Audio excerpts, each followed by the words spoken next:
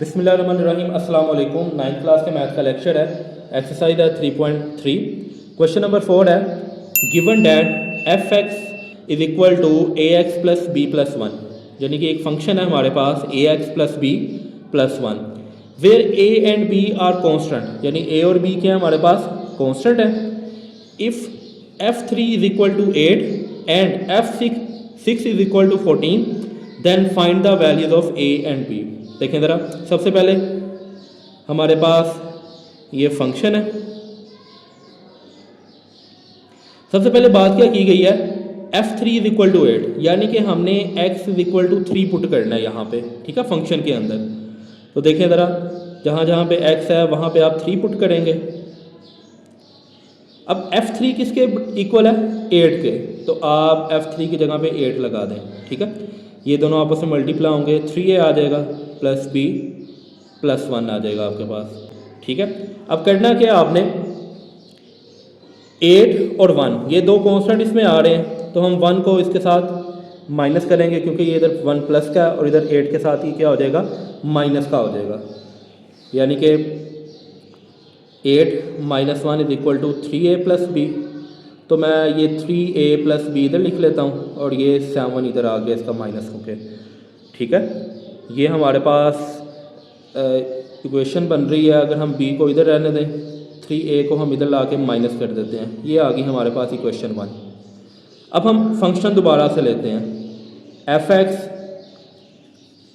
Is equal to a x plus b plus 1। देखिए ज़रा, question के अंदर f6 इज इक्वल टू 14 है, ठीक है। यानी कि हमने अब क्या करना है, x की जगह पे 6 पुट करना है। x की जगह पे हम 6 पुट कर रहे हैं और f6 उसने क्वेश्चन में कहा हुआ है 14 के बराबर है। ये आ गया 6a प्लस b प्लस 1 इधर आके 14 से क्या होगा, माइनस, तो 6a प्लस b हमारे पास 13 के इक्वल आ रहा है। ये आ गई हमारे पास इक्वेशन नंबर 2। या आप ऐसा कर सकते हैं कि b को हम अलग कर लेते हैं, ये आप इक्वेशन नंबर 2 इसको भी ना करें। ये 6a इधर आके माइनस का हो जाएगा। ये आ गई इक्वेशन नंबर 2। अगर हम इक्वेशन नंबर 1 और इक्वेशन नंबर 2 देखें तो दोनों में b बाहर है, हमने इन दोनों को कंपेयर करना है। या आप यूँ समझ लें, b बराबर है 13 माइनस 6a, तो हम इस b की वैल्यू को इस b में पुट कर देते हैं। तो आपने ये लिखना है, फ्रॉम इक्वेशन 1 एंड 2, तो 13 माइनस 6a बराबर है 7 माइनस 3a। a वाली वैल्यू आप एक साइड पे कर लें, ये 3 इधर आके प्लस का हो जाएगा और ये 13 इधर आके माइनस का, ये आ जाएगा माइनस 3a। आप इनको माइनस करेंगे तो आपके पास आ जाएगा माइनस 6। अब माइनस माइनस से कट जाएगा, 3 इधर आके डिवाइड होगा, इसकी आप कटिंग करेंगे तो आपके पास a की वैल्यू 2 आ जाएगी। ये a की वैल्यू आ गई है। अब a की वैल्यू आप या तो इक्वेशन नंबर 2 में पुट कर लें या फिर इक्वेशन नंबर 1 के अंदर पुट कर लें। हम 1 के अंदर पुट कर लेते हैं, ये ज़्यादा ईजी रहेगा। तो put a is equal to 2 in equation 1। Equation 1 क्या थी हमारे पास, देखें ज़रा, इक्वेशन 1 है b is equal to 7 minus 3a, b is equal to 7 minus 3a। तो हम a की वैल्यू 2 पुट करेंगे, देखें ज़रा, 2 3 दा 6 हो जाएगा। मैं इस साइड पे थोड़ा सा कर रहा हूँ, 6, और इनको जब माइनस करेंगे तो हमारे पास 1 आ जाएगा, ठीक है। ये b की वैल्यू भी आ गई। इसी तरह का क्वेश्चन नंबर 5 है हमारे पास, given that g x is equal to a x plus b plus 5 where a and b are constant, यानी कि ये हमारे पास जी एक्स का एक फंक्शन है, इसमें a और b कॉन्स्टेंट है। अब g माइनस 1 इक्वल टू 0 है और g के अंदर 2 पुट करें तो वो इक्वल टू 10 आता है। हमने a और b की वैल्यू फाइंड करनी है, सेम पहले क्वेश्चन की तरह ही है। तो देखिए ज़रा, g x is equal to a x plus b plus 5, हम पहले x की जगह पे माइनस 1 पुट करेंगे, क्योंकि g के अंदर माइनस 1 हुआ है, ठीक है। तो x की जगह पे हम माइनस 1 लगाते हैं, ये a है, ठीक है। तो g माइनस 1 किसके बराबर था, 0 के, तो ये 0 आ गया। ये माइनस a हो जाएगा हमारे पास और ये आ जाएगा प्लस b प्लस 5, ठीक है। हम ऐसा कर सकते हैं इसमें से हम किसी एक वैल्यू को निकाल लेते हैं, या ए को या बी को, ठीक है।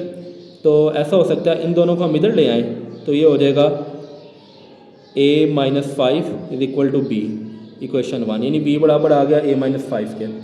अब दोबारा से फंक्शन लेते हैं g(x) equal to ax plus b plus 5। अब हमने क्या पुट करना है, g2 इज इक्वल टू 10, ठीक है, ये हमने पुट करना है, यानी कि x is equal to 2 put करेंगे तो x की जगह पे हमारे पास 2 आएगा, और g2 किसके बराबर है 10 के, तो ये आ जाएगा 2a प्लस बी प्लस 5 इधर आके माइनस होगा तो ये आ जाएगा 5।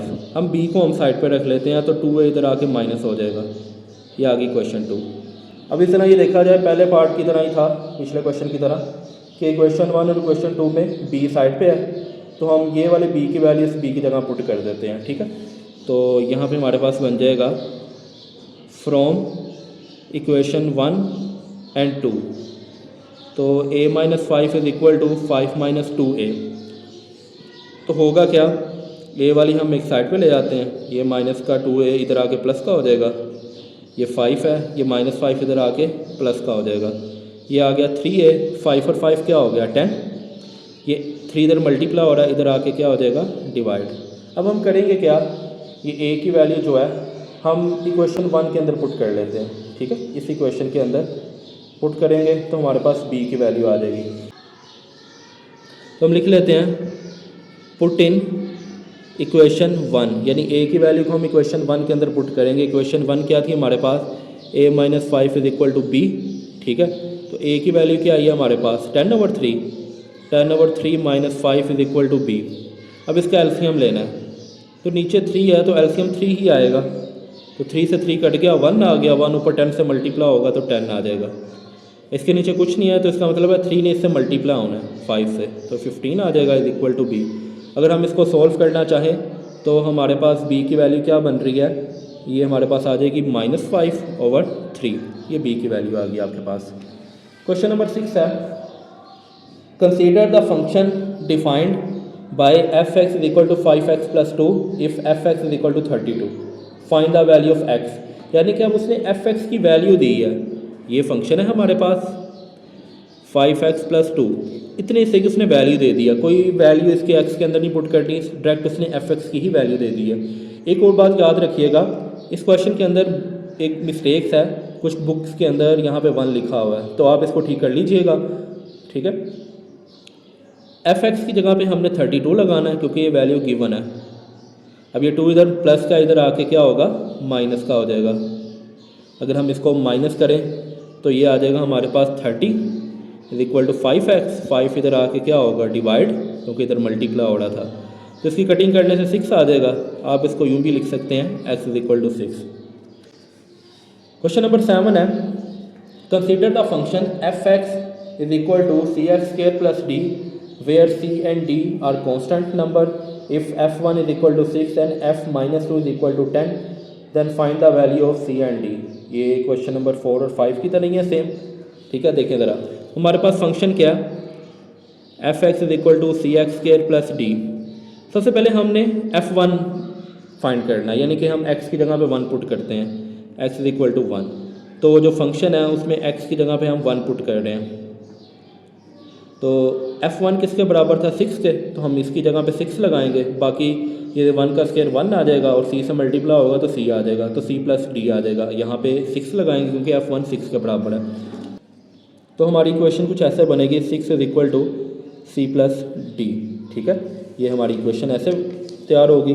आप इसको मज़ीद एक वैल्यू बाहर निकाल सकते हैं, आप चाहे d की निकाल लें, चाहे आप c की वैल्यू बाहर निकाल लें, तो ये वैसे तो हम d की निकाल लें ज़्यादा बेहतर है, तो c इधर जाके माइनस हो जाएगा, तो ये आपके पास इक्वेशन 1 आ गई। अब दोबारा से हम फंक्शन लेते हैं f(x) is equal to cx² + d, ठीक है। अब हमने क्या पुट करना है, f-2 इज इक्वल टू 10, यानी कि x की जगह पे -2 पुट करेंगे तो वो 10 के बराबर हो जाएगा। देखिए ज़रा, x इज इक्वल टू -2, तो x की जगह पे हम -2 पुट कर देते हैं, ये 10 के बराबर था क्वेश्चन में। माइनस का स्क्वायर पॉजिटिव ही होता है, तो 2 का स्क्वायर आ जाएगा 4, अब ये हो जाएगा हमारे पास 4c प्लस डी। तो अब हम इसको कैसे करेंगे कि डी को हम अलहदा रख लेते हैं, 4c इधर आके माइनस का, ये आ गई इक्वेशन 2। इक्वेशन 1 और 2 को देखें तो डी हमारे पास एक ऐसी वैल्यू है जो कि दोनों के कॉमन है, तो हम इस डी की जगह पे ये वाली वैल्यू पुट कर देते हैं।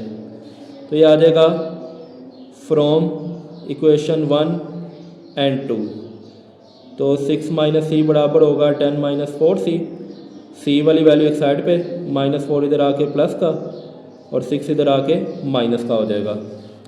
इन दोनों को माइनस करेंगे तो 3c आएगा और ये इधर आ जाएगा 4। 3 इधर मल्टीप्लाई हो रहा है, इधर आके क्या होगा, डिवाइड हो जाएगा। ये हमारे पास c की वैल्यू आ गई है। अब हम इसको पुट कर देते हैं इक्वेशन 1 के अंदर। इक्वेशन 1 क्या थी हमारे पास, 6 minus c is equal to d. 6 minus c is equal to d, तो c की जगह पे हम 4/3 पुट करेंगे। देखिए ज़रा नीचे 3 है तो एलसीएम भी 3 होगा, इसके नीचे कुछ नहीं है, इसका मतलब है 3 ने इससे मल्टीप्लाई होना है, तो ये 18 आ जाएगा। 3 से कट जाएगा, 1 आएगा, 1 ऊपर 4 से मल्टीप्लाई होगा। इन दोनों को अगर हम माइनस करें तो 14 आता है, यानी 14/3 इज इक्वल टू डी। तो हम इसको ऐसे भी लिख सकते हैं, d इज़ इक्वल टू 14/3। तो ये हमारा d की वैल्यू आ गई। उम्मीद है आज का लेक्चर आपको समझ आया होगा। अल्लाह हाफिज़।